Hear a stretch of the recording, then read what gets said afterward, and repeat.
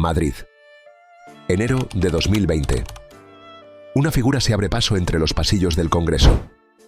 No lleva capa ni corona, pero manda más que muchos de los que se sientan en el Consejo de Ministros. Se llama José Luis Ábalos. Y durante un tiempo fue el hombre en la sombra del poder socialista. El poder no siempre se gana en las urnas. A veces se construye en la sombra, en los pasillos de los ministerios, entre confidencias, favores y secretos. Esta es la historia de José Luis Ábalos, el ministro que lo fue todo y luego nada.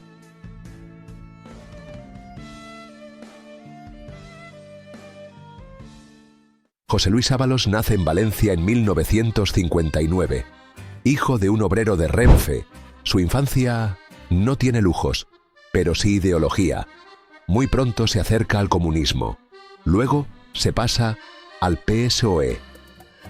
Ábalos era de esos que sabían moverse en las estructuras del PSOE. No un outsider, sino un hombre de partido. Y en ese vaivén va aprendiendo lo más importante. En política, el poder no se toma, se construye. Lento, silencioso, implacable. Primero con Felipe, después con Zapatero. Pero donde realmente empezó su ascenso fue con Pedro Sánchez.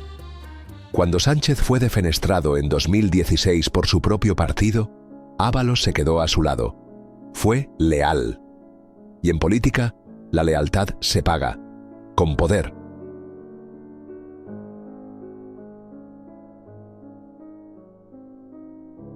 Durante décadas es un soldado raso, leal, obediente. Cuando Sánchez fue defenestrado en 2016 por su propio partido, Ábalos se quedó a su lado. Fue leal. Y en política, la lealtad se paga, con poder. Pero algo cambia cuando Pedro Sánchez comienza su ascenso. Ábalos lo apoya cuando nadie más cree en él.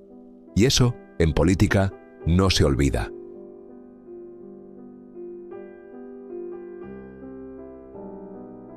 En 2017, se convierte en su número 3. Tras la moción de censura de 2018, Pedro Sánchez se erige presidente de España. Y Ábalos, en su brazo ejecutor, ministro de Fomento, secretario de organización del PSOE y uno de los hombres más influyentes del país. Aeropuertos, trenes, contratos millonarios.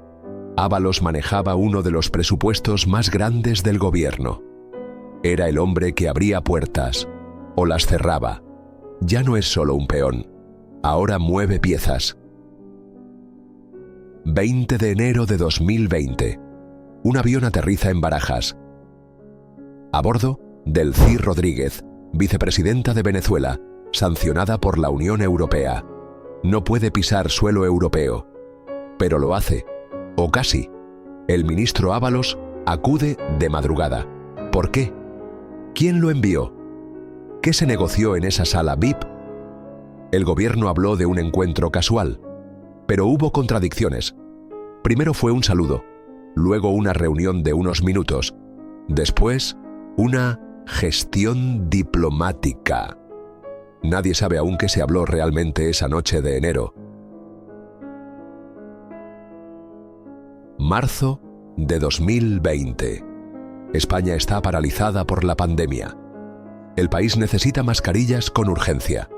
Es entonces cuando el Ministerio de Transportes, liderado por Ábalos, adjudica contratos millonarios a la empresa Soluciones de Gestión y Apoyo a Empresas SL, sin licitación previa, bajo el procedimiento de urgencia.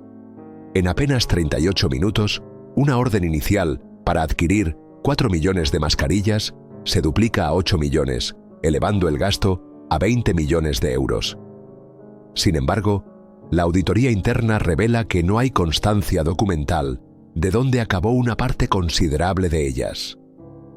Algunas desaparecieron, otras se almacenaron sin uso, y más de 440.000 mascarillas, valoradas en 1,1 millones de euros, nunca fueron utilizadas. Según la Unidad Central Operativa, UCO, de la Guardia Civil, Ábalos habría desempeñado un papel relevante en esta trama, facilitando la adjudicación de contratos a empresas vinculadas a su entorno. La investigación también apunta a que su asesor, Koldo García, y el empresario Víctor de Aldama se beneficiaron de estas operaciones. La investigación no solo se centra en contratos públicos. Se descubren indicios de que Ábalos habría recibido beneficios personales a cambio de favores políticos.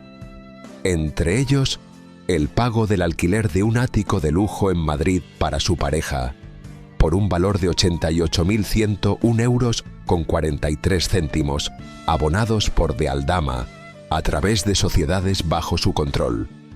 Además, se señala que Ábalos habría influido en la contratación de su pareja en empresas públicas como Ineco y Traxatec, dependientes de los Ministerios de Transportes y Agricultura, respectivamente. La Guardia Civil sostiene que el currículum de su pareja podría haber sido falsificado y que su empleo se debió a vínculos personales con el exministro. También, en noviembre de este mismo año, el gobierno aprueba un rescate de 475 millones de euros a la aerolínea Air Europa. La UCO investiga si Ábalos, entonces ministro de Transportes, habría intervenido para facilitar esta operación en beneficio de empresarios cercanos a él. Aunque la SEPI y el Tribunal de Cuentas validaron la legalidad de la ayuda, la investigación sigue abierta para determinar si hubo tráfico de influencias o cohecho. Y entonces, sin avisar, llegó el hachazo. 10 de julio de 2021. Pedro Sánchez remodela su gobierno y José Luis Ábalos desaparece del mapa. ¿Por desgaste? ¿Por escándalos aún ocultos? ¿O porque sabía demasiado? Lo cierto es que fue el principio del fin, y nadie en el PSOE quiso mirar atrás. El 20 de febrero de 2024 estalla el escándalo. La UCO de la Guardia Civil, a las órdenes de la Audiencia Nacional, lanza una operación contra una red de corrupción ligada a la compra de mascarillas durante la pandemia. En el epicentro, Koldo García, exasesor personal de José Luis Ábalos. El círculo empieza a cerrarse. Lo que parecía un caso aislado de comisiones ilegales se convierte, con el paso de los meses, en una trama de corrupción sistémica. Millones de euros públicos desviados, contratos firmados en cuestión de minutos, favoritismos, enriquecimiento ilícito y en el fondo del pozo, el nombre de José Luis Ábalos, una y otra vez.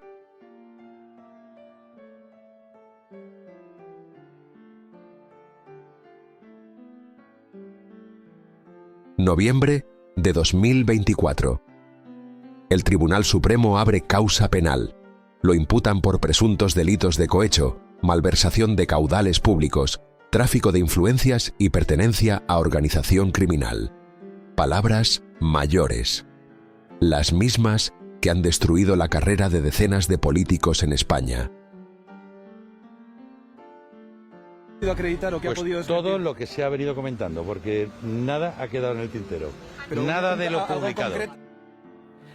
Pues durante más de 3 horas ha declarado José Luis Ábalos ante el juez del Supremo que investiga el caso Koldo. El exministro ha negado haber cobrado comisiones por contratos de mascarillas y ha señalado al que fuera su asesor, a Koldo García, y también al empresario Aldama, al presunto cabecilla de la trama corrupta. Se le retira el pasaporte. Se le obliga a comparecer cada 15 días en sede judicial. Ya no es ministro, ni secretario de organización, ni militante del PSOE. Está fuera de todo.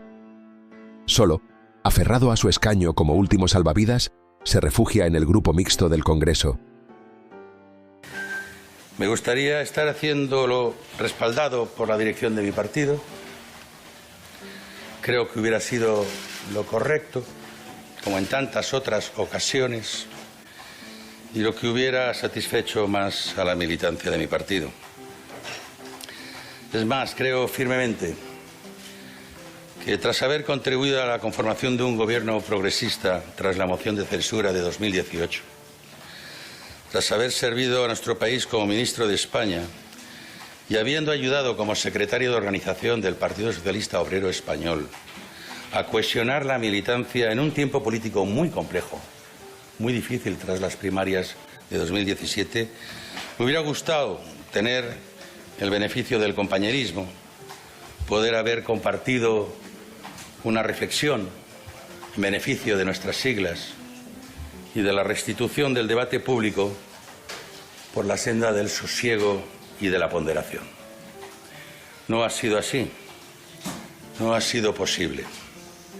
Así que, privado de la oportunidad de hallar la mejor solución compartida a la crisis política desatada hace una semana, comparezco para anunciarles la decisión más importante de mi vida política.